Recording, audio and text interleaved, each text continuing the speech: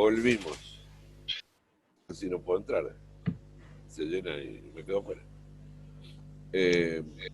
Pablo está por ahí. Pablo, estoy compartido para compartir el... Ah, todavía está grabando, pero...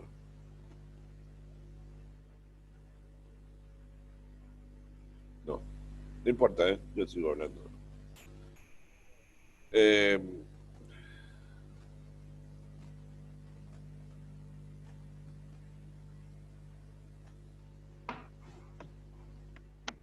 Seguimos. Bueno, les decía entonces esto, el dolor de pecho, cardiología en general, si les digo tiene 4 síntomas, supongo que ya se lo habrán contado, pero la disnea, la palpitación, la angina y el síncope o pérdida de conocimiento súbito. Esos son los 4 motores del diagnóstico inicial de un paciente con cualquier cardiopatía, y saber interrogarlos bien es un elemento fundamental a la hora de hacer el diagnóstico.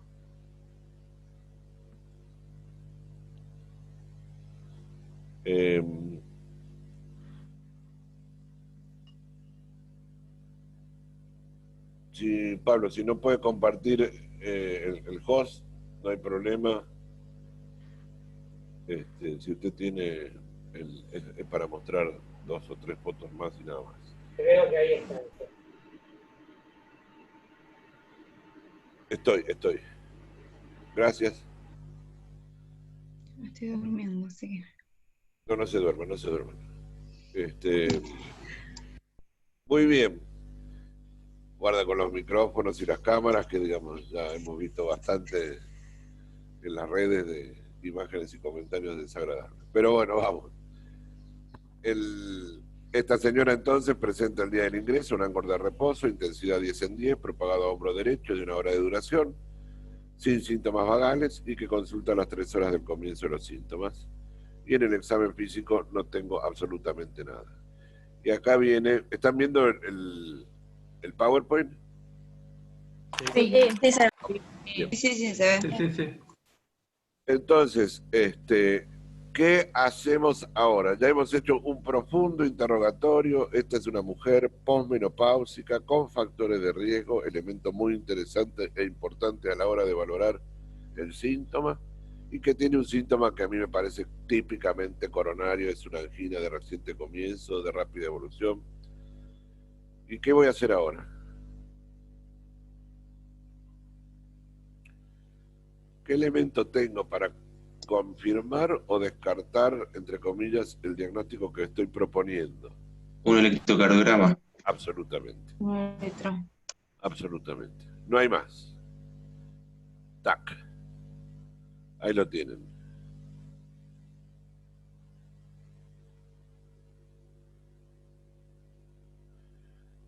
Bueno, ¿y ahora qué hacemos?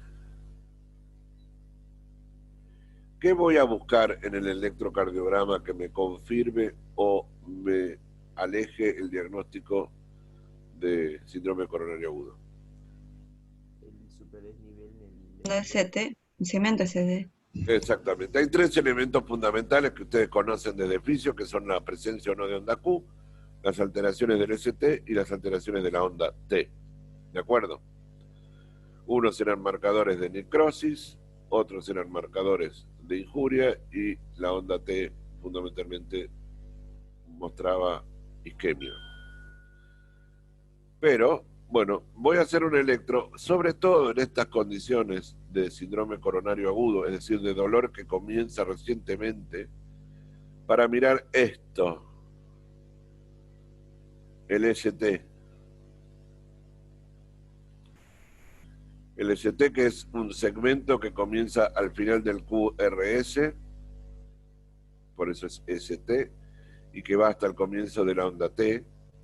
Ese sitio de unión entre la S y el comienzo del ST se llama punto J, y lo que voy a buscar es si está por encima o por debajo de la línea de base. Y en función de la aparición o no de esta alteración, voy a tomar las conductas que les decía antes. Esto típicamente es una injuria subepicárdica anterior, B1, B2, B3, B4, algo de lateral, D1 y ABL, que constituye claramente en esta señora un síndrome coronario agudo con supradesnivel del ST. Interrogatorio que no me lleva más de 5 a 10 minutos, un electro que me suma otros 5 minutos y prácticamente he hecho uno de los diagnósticos más importantes para la vida del paciente. Porque a partir de acá yo estoy en condiciones de tratarlo. Y esto es muy importante. Ya te diría que mientras, o les diría que mientras estamos haciendo el interrogatorio y cada vez me parece más que es un síndrome coronario agudo, ya empecé a tratarlo, ya lo recosté, ya le di a masticar una aspirina, ya le puse una mascarita de oxígeno, ya comencé a calmarle el dolor. Y ya estoy, con eso ya estoy tratando el síndrome coronario agudo. Pero una vez que hago un electro tan simple como esto, yo ya tengo decidido además qué hacer para poder solucionar el problema. Esto es un supradesnivel del ST, esto es un infradesnivel del ST, que aparece en este caso en la cara opuesta a la injuria anterior. Esto es infradesnivel del ST. Pero ojo, que fíjense que la definición del síndrome coronario agudo dice con o sin supradesnivel del ST, no dice con supradesnivel o con infradesnivel del ST. Porque lo que marca la diferencia es esto, si no tiene supra es todo lo demás. E incluso el electro puede ser normal. E incluso el electro a nivel del ST puede ser normal.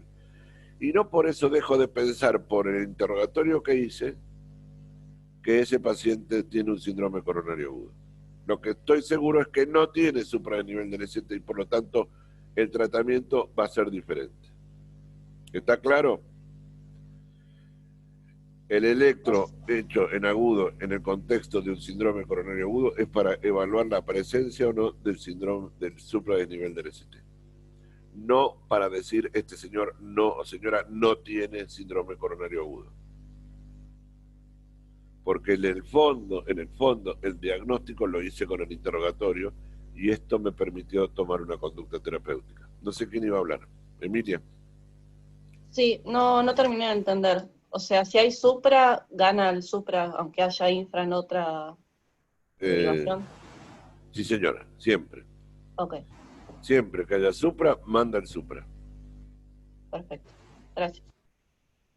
De nada. Otro. Ahí tienen. Y la Otro. presencia del supra significa que se puede liberar la arteria. Exactamente. Vale. En este Una caso, consulta, el supra ST igual tiene que ser mayor a 1 milímetro, ¿no? sí, tiene que ser, bueno, tiene que ser, pero yo no estoy hablando de electro ahora, pero tiene que ser un supra que consideramos patológico. Y esto tiene que ser más de 1 milímetro en las derivaciones precordiales o 2 milímetros en las de los miembros. Acá no queda duda, digamos, está tan elevado que se pega el ST a la onda T. Esto se llama onda monofásica. Esto es cara anterior, esto es cara inferior. ¿Ven? Como de 2, de 3 y ABF tienen claramente supradesnivel del ST. Y a veces tenemos signos de las caras opuestas con un ligero infradesnivel del ST. Acá no hay nada, acá hay un poquito. Y acá tienen, por ejemplo, un infarto que se llama NOQ dentro de los sin supra ST. Fíjense cómo el ST está nivelado y lo que está haciendo es una isquemia anterior. Fíjense cuál es la gran diferencia entre este que es anterior y este que es anterior. Claramente la gran diferencia está acá. Ninguno de los dos hasta el momento desarrolló onda Q. Este no lo va a desarrollar nunca y el otro lo va a desarrollar dentro de un tiempo cuando termine el proceso de necrosis. Entonces, distinguidos colegas, lo más importante, el interrogatorio y después saber mirar muy adecuadamente el electrocardiograma, buscando específicamente lo que estoy tratando de buscar, que es la alteración del STT. Por supuesto que no es tan fácil, por supuesto que, ay Dios, por supuesto que va a haber situaciones especiales, trastornos de conducción previa, bloqueos de rama izquierda, hipertrofias concéntricas graves o severas, que pueden modificar o confundir en el diagnóstico del infarto, del síndrome coronario agudo. Pero, digamos, esto es lo que debo buscar. Última diapositiva, es esto. Yo hago el diagnóstico por el interrogatorio y lo confirmo inicialmente por el electrocardiograma. En la tríada de diagnóstico del infarto, que es, interrogatorio, electro, me falta una pata que es el laboratorio. El laboratorio, lo único objetivo que tiene es confirmarme en el tiempo mi diagnóstico inicial. Cualquiera de estas cosas que ustedes conocen bien, como la CPKMB o la troponina, son el test de laboratorios que tardan en general entre 1 y 2 horas. Y señores, no puedo perder 2 horas en el tratamiento de un infarto. Por lo tanto, si bien voy a tomar sangre al momento del ingreso del paciente y le voy a pedir los marcadores de lesión miocárdica, no voy a esperar de ninguna manera el resultado para empezar a actuar y tratar al paciente. A lo sumo, este laboratorio me podrá indicar si he tenido razón o no cuando empecé el tratamiento. Es más, muchos de estos marcadores, como la CPKMB y la troponina, comienzan a aumentar después de las 6 horas. Con lo cual, es probable que si el paciente vino con 3 horas de dolor, yo le saque sangre y el laboratorio sea normal. Por lo tanto, no hubiera sido adecuado esperar el laboratorio para tomar una conducta. Y esto, a pesar que lo decimos en todos los años de la carrera y después, vemos con frecuencia el error de que un paciente no fue tratado porque están esperando las enzimas.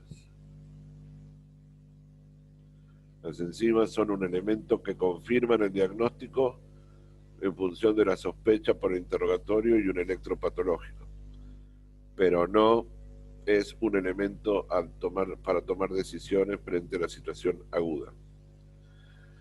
Que no todos los pacientes se van a angioplastiar, estoy totalmente de acuerdo y eso es otra cuestión, pero para tomar las medidas necesarias para empezar el tratamiento de un infarto no necesito las enzimas. Para mí esto es la semiología del síndrome coronario agudo, no hay más, no hay más. El resto viene por añadidura y el resto es semiología de las complicaciones del infarto agudo de miocardio o del síndrome coronario agudo, que es la misma que van a tener cuando evalúen insuficiencia cardíaca o arritmias. ¿Quedó claro? Sí. ¿Preguntas? Sí, sí.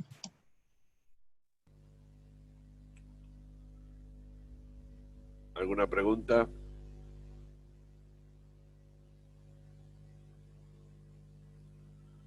Agotado. Yo le quería hacer una pregunta. No me anda la cámara en este momento, pero ¿a qué se debe la diferencia en la duración? Porque la lesión irreversible del miocardio, si mal no me acuerdo, duraba, comenzaba a los 30 minutos y ¿sería quizás por el desarrollo previo de alguna circulación colateral o algo así? Miles de cosas. ¿Eso no tiene que ver con el infarto? ¿Cómo, perdón? Está hablando del infarto. La duración del dolor depende fundamentalmente de la isquemia tisular. Y la isquemia tisular depende del tiempo en el cual el tejido miocárdico le está faltando oxígeno. Mecanismos compensatorios propios existen infinidad. Mecanismos que nosotros podemos agregarle también son importantes. Por ejemplo, digamos, el paciente puede abrir las colaterales propios de una circulación coronaria. Esa apertura de colaterales va a producir mejor afluencia de circulación al tejido isquémico, pero probablemente no sea lo suficiente como para evitar que tenga dolor o que tenga isquemia. Pero lo va a mitigar y va a hacer que el tejido tarde más tiempo en transformarse en mortalmente irreversible. Que nosotros podamos actuar con drogas que producen vasodilatación coronaria o antitrombóticos directos como la aspirina, ya producen una modificación de la oclusión del trombo, y eso formalmente mejora la perfusión, el dolor continúa, pero el tejido se salva. Bien, muchas gracias. De nada.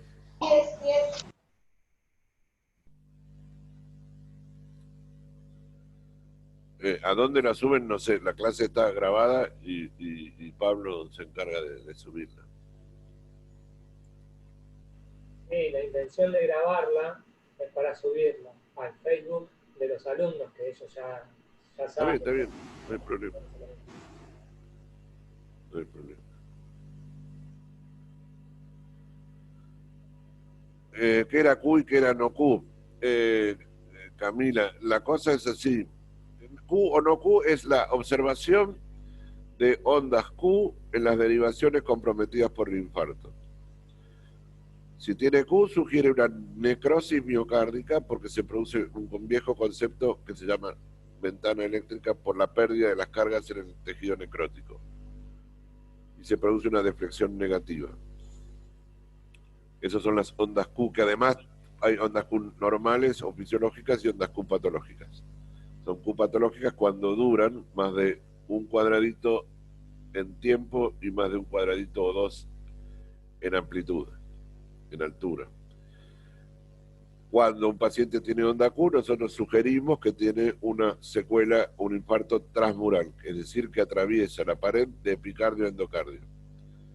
Cuando un paciente no tiene onda Q en la situación del síndrome coronario agudo, hablamos de un infarto no transmural porque no atraviesa la pared, no es transmural, y por lo tanto no genera onda Q porque no hay ventana eléctrica.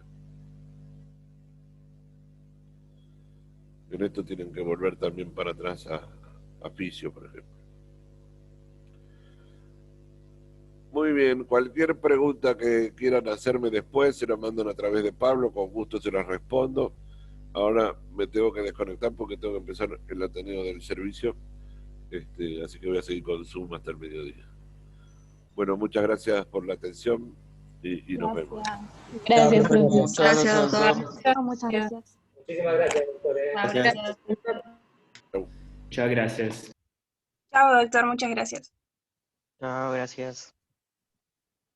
Ya se desconectó.